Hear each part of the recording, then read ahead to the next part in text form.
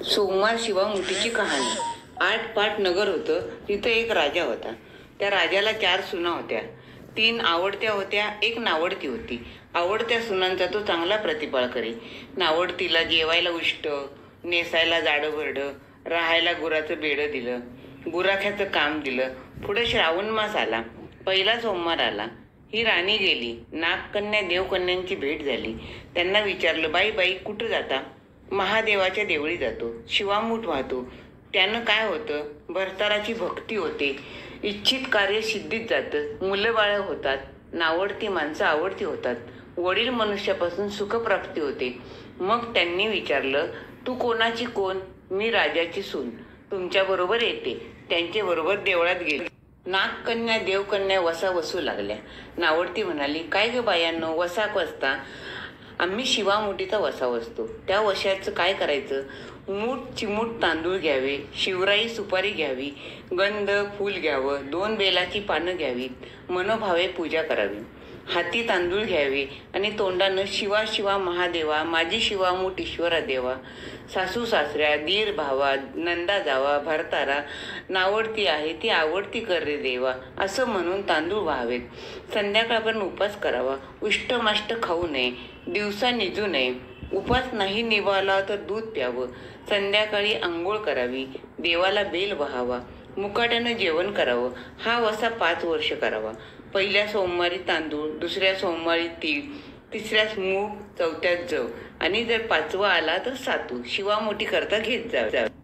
पहिल्या सोमवारी सगळं साहित्य नागकन्या देवकन्याने दिलं। दुसऱ्या सोमवारी हिला घरून आणायला सांगितलं। त्या दिवशी हिनं मनोभावे पूजा केली, सारा दिवस उपास केला। जावानंदांनी उष्टमष्ट पान दिलं, ते तिनं गाईला घातलं, शंकराची आराधना केली, दूध पिऊन निजून राहिली। पुढे दुसरा सोमवार आला। नावडतीनं घरातून सर्व सामान मागून घेतलं। पुढं रानात जाऊन नागकन्याबरोबर मनोभावे पूजा केली। शिवा शिवा महादेवा, माझी शिवामूठ ईश्वरा देवा, सासू सासऱ्या, दिरा भावा, नंदा जावा, भरतारा, नावडती आहे ती आवडती कर रे देवा, असं म्हणून तीळ वाहिले।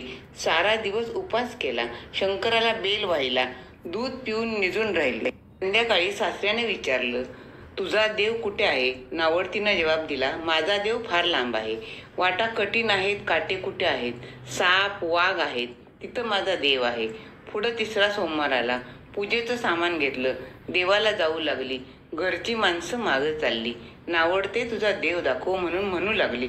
नावडतीला रोजचा सराव होता, तिला काही वाटलं नाही। त्यांना काटे कुठे पुष्कळ लागले। नावडतीची दया आली। आजपर्यंत रानात कशी येत असेल कोण जाणे। नावडतीला चिंता पडली, देवाची प्रार्थना केली, देवाला तिची करुणा आली। कन्या देवकन्या यासह वर्तमान देऊळ सुवर्णाचं झालं, रत्नजडिताचे खांब झाले, हंड्या ग्लास लागली, स्वयंभू महादेवाची पिंडी झाली। सगळ्यांनी महादेवाचं दर्शन घेतलं। नावडती पूजा करू लागली, गंधफूल वाहू लागली। नंतर मूग घेऊन शिवा शिवा महादेवा, माझी शिवामूठ ईश्वरा देवा, सासू सासऱ्या, दिरा भावा, नंदा जावा, भरतारा, नावडती आहे ती आवडती कर रे देवा, असं म्हणून शिवाला वाहिले। राजाला मोठा आनंद झाला।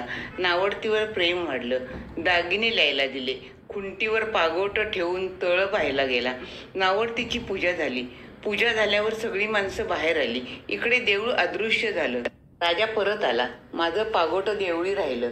देवळाकडे आणायला गेला, तो तिथं एक लहान देऊळ आहे, तिथे एक पिंडी आहे, वर आपण केलेली पूजा आहे, जवळ खुंटीवर पागोट आहे।